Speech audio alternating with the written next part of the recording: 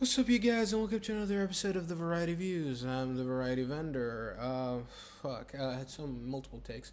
Anyways, since Asuka's gonna be showing up in the main roster, very very soon, I decided to do a little booking video because as I'm writing this down, I'm getting actually really excited because hey, it could happen, because some of the stuff that I wrote down is something that WWE might do. So hey, let's get right to it, shall we? No Mercy is going to be this Sunday, and which is September 24th. And rather than her just showing up out of nowhere, why not just milk it a little bit more? And the next night, just say that with a vignette that next week, Asuka is going to show up. Like Asuka is going to debut next week, and after a great vignette and showing a little bit of highlights of Asuka rather than her with just the mask, just show highlights of her kicking ass. I think that's what they should do. And then the next week, she debuts, right? She comes out to the ring, and the fans are going crazy. And she gets into the ring, does her whole, crazy entrance, and the fans are going crazy. They're chanting for Asuka, and then what happens? Right before she's about to speak on the microphone, and she's handed the microphone, we hear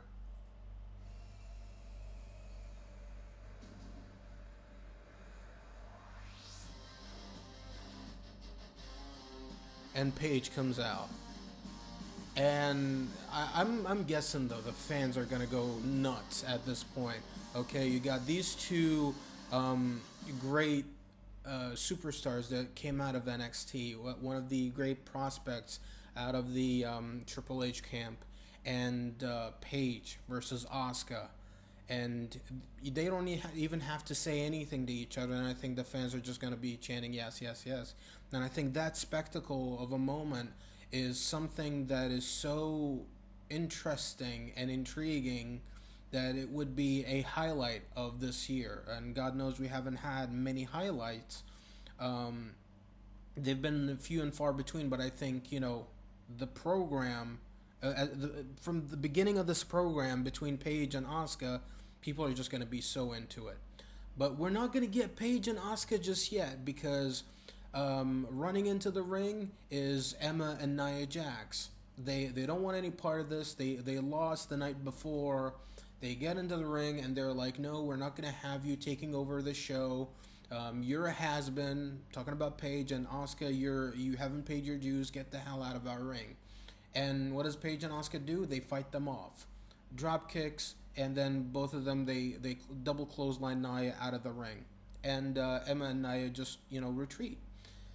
Paige and Asuka do the stare down again, and we cut to commercial. That's the first meeting, okay? The next week, we have Asuka and Paige vignettes, okay? Maybe a little sit down interview with Paige where she's talking about, she came back and she had, surgery and all of that and had to deal with some stuff, but now she's better than ever, and she's going to be reclaiming her throne. Asuka then, there's another sit down interview later on with Asuka where she says she is the you can say like she's the Empress of Tomorrow, all of that, and even like show little clips of as she's talking because some people might be taken out of her accent. Just keep showing a little bit of clips of her kicking shit out of Emma and Dana Brooke.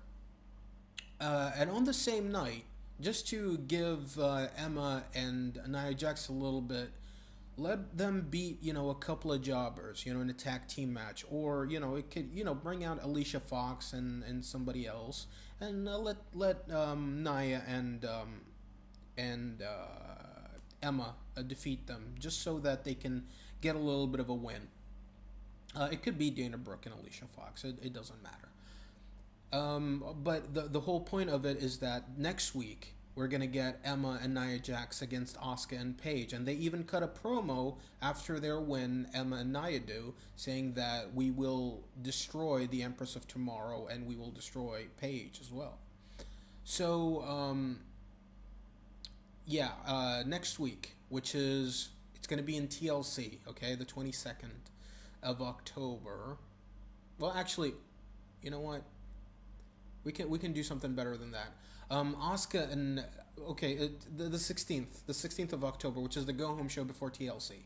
We got Asuka versus Emma. Asuka defeats Emma. Okay, you can let it go a little back and forth, but it shouldn't go longer than, let's say, 6 minutes. Okay, um, but at the same time, Asuka should, show it should be the same match that they had in London, in Takeover London, which was an amazing match. It was a great debut for Asuka. She was badass, but at the same time, Emma, gave her a run for her money. So, so you keep Emma strong by having a strong showing, but at the same time, Asuka has a great debut. Then we have Paige versus Nia Jax on that same night. Nia is trying to get to Paige. Paige is like this wily baby face. She's kicking her. She's getting out of the way. She's avoiding powerful moves. But Nia catches her a few times. A little back and forth here and there. But the ending would be it ends in a DQ because Paige is about to win, but Emma comes in and ruins things. Then the heels put the boots on Paige. Then Asuka comes out and makes the save, and both girls stand tall yet again. Then we have TLC, okay, which is the pay per view that's going to happen in October. It's Raw, it's a Raw exclusive. Asuka and Paige defeat Emma and Nia, okay, and that's the end of that feud, okay, between Asuka and Paige against Emma and Nia. Then on the October 23rd, we have Asuka defeating Nia and Paige defeating Emma, but this would be a qualifying match for them to be part of Team Raw, because Survivor Series would be a month after that. So that right there, you're setting the seats for later on.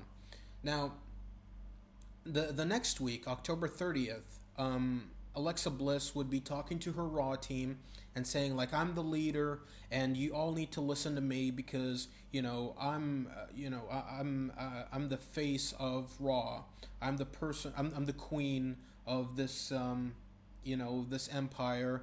I am the empress of. And then Asuka gets out of her seat and she's like, go on, and Alexa is like, you know what I mean. I am the leader of this group, and she's like, and Asuka then she's like, why? And then Bliss is like, she looks at her title, and then she gets a little confident, and she's like, that's why. And then Asuka says, okay, I challenge you to a title match tonight. And Bliss is like, what makes you think that you deserve a title shot? And then Asuka says, okay, then if I beat you tonight, I get a championship match next week. So Bliss is like, all right, fine, you're on. She has nothing to lose. So the main event would be Asuka versus Alexa Bliss. They have a great match. Let them go out there, have a 15-minute match, 20 minutes including commercial breaks. Let them go back and forth, with the ending being Asuka going over Alexa Bliss. Okay, it's a non-title match, so Alexa Bliss kind of has a little, chink in her armor. So now Asuka is going to face Alexa Bliss the week after that, okay, for the championship. Now, November 6th, Asuka versus Alexa Bliss. It ends in a no contest because the SmackDown team interferes. They jump the barrier, they get into the ring, and they beat the crap out of both women until the Raw women come out and try to run off the SmackDown women. November 13th, and maybe on the SmackDown episode the same thing would happen. Them, the Raw brand, the Raw women, fight off the SmackDown women on SmackDown, and you can have even Asuka beat up Carmella and maybe even break one of her earrings when she does the kick, and Carmella's earring breaks off and she's like, oh my god, that was my favorite earring. She's like, I'll get you back, Asuka, I'll get you back. November 13th, which is the Raw after. Asuka and Alexa Bliss are scheduled for that night. Alexa Bliss trying to get out of it, but Kurt Angle says no. We almost had it last week, but we're gonna have it tonight, and by any means, you are going to have a match tonight. And to make things more secure, we're going to have Raw women around the ring, and we're going to have security, more security, so that nobody from the SmackDown roster interferes. And Alexa Bliss is like, oh, okay, all right, because her whole excuse was to be that I'm afraid of the SmackDown roster, but at the same time she's selling the fact that she's afraid of Asuka because she's afraid that she will lose her championship to her. Asuka's getting ready, and she's like, I'm gonna be there, and I will defeat Alexa. She gets a call, and she's like, all right, I gotta be. While the interview is going on, she's like, hold on, she gets a call, and she's like talking in Japanese, and she's like, okay, and then she's like, I'm sorry, I gotta go. She goes, and then later on in the night, as Alexa Bliss is about to make her entrance, she makes her entrance and everything, and Asuka's music hits, and the camera cuts back to the parking lot, and Asuka is laid out. Somebody beat her up, and the Raw women run to the parking lot, and they're looking around and they see a SmackDown shirt on the floor. They're like, damn it. So this Sunday at Survivor Series, will Asuka be a part of the Raw brand? Because on SmackDown, the Raw women try to fight off the SmackDown women, but to no avail because they're one woman short. Her music hits, comes out, but in all bandages. Through the melee and everything, she gets hurt again. She gets thrown out of the ring, and she maybe you can even have a spot where she's put through the announcer's table, and so at Survivor Series, it's like, will Asuka be there? What will happen? So the SmackDown roster then goes down to Carmella and I would say Becky Lynch. At this point, I want to turn Becky Lynch heel. I think Becky Lynch would do much better as a heel because right now she's floating in space. So you have Carmella and Becky Lynch and Natalya, the final three on the SmackDown roster. While on Raw, you've got only Asuka. Everybody's been eliminated. Asuka, she fights back until finally she gets the win and she becomes the sole survivor. She eliminates Carmella. She eliminates Carmella pretty clean. Natalya gets rolled up, and Becky Lynch has like a 5-minute match with Asuka, with Asuka going over.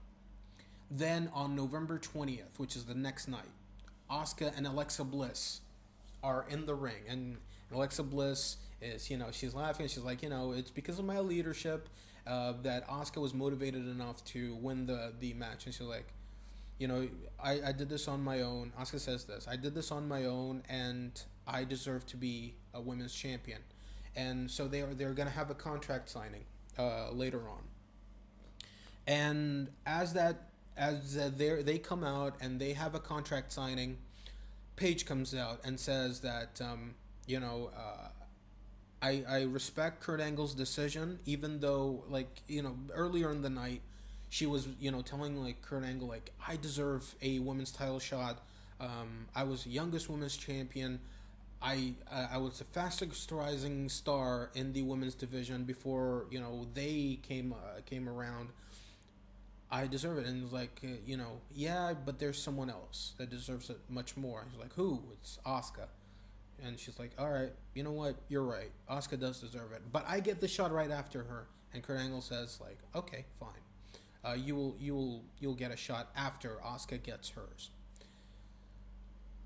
Then, fast forward to the contract signing. Paige is right there in Asuka's corner, and she says to Asuka, look, once you win that championship, I'm gonna take that title from you, and if it's you, Alexa, that that comes out on top, I'm taking that title from you. And it's like, okay, fine, whatever.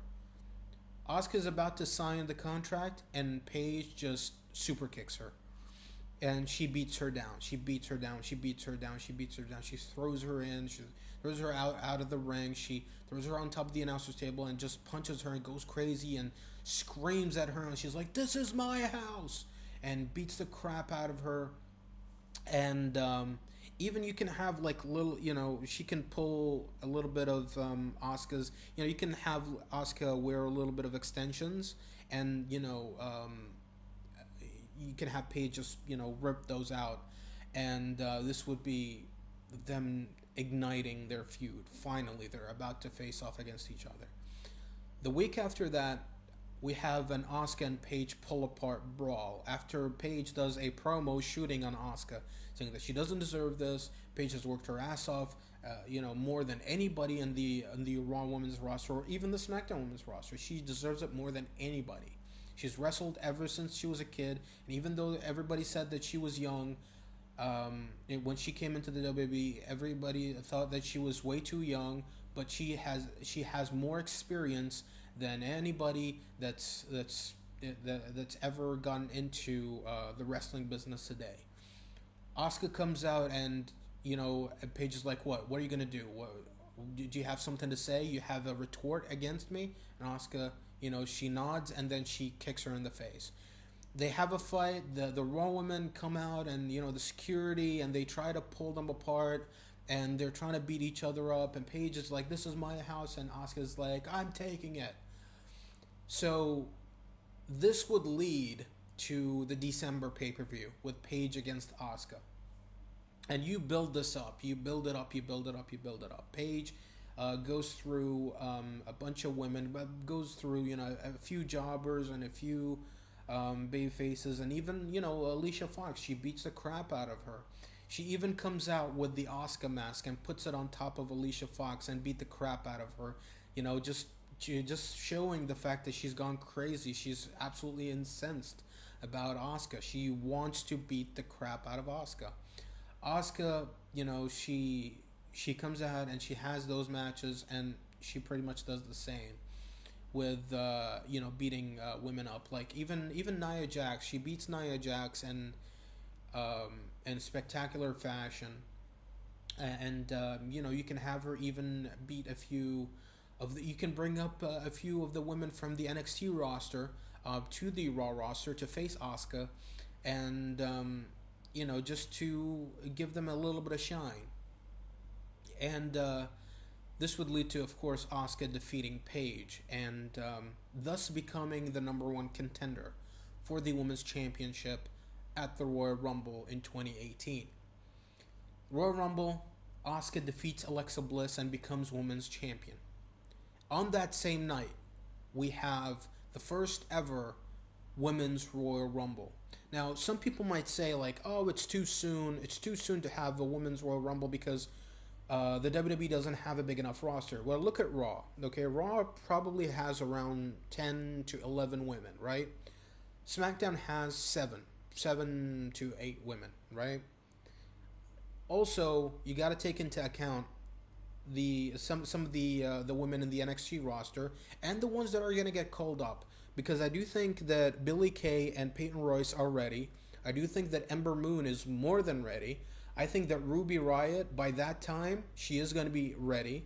You can bring up the women in the that were in the Mae Young Classic, and just let them go out there and shine, because it doesn't have to be you're going to be at the Royal Rumble. That means you're moving up to the main roster. No, it doesn't have to be that. It can be just something for them to show what they can do on a big stage, and then later on when they actually debut, they actually have a following. And not just that, but returning stars, legends like Victoria, Trish Stratus, even Lita. Yeah, all those girls that can come back, Molly Holly, Ivory, they can come back, and Medusa. They can all come back and have a great showing, and everybody's just gonna go nuts for them, and they can have their 15 minutes of fame for a little bit, and then they can get eliminated. But still, it would be like the older Rumbles where You got to see Jim Duggan come out, or Roddy Piper or Jimmy Snuka come out to the Royal Rumble. I think it would be great. So the winner of that Rumble would be Sasha Banks, because if you think about it, Carmella was the first ever Money in the Bank ladder match winner, and you had Charlotte be the first ever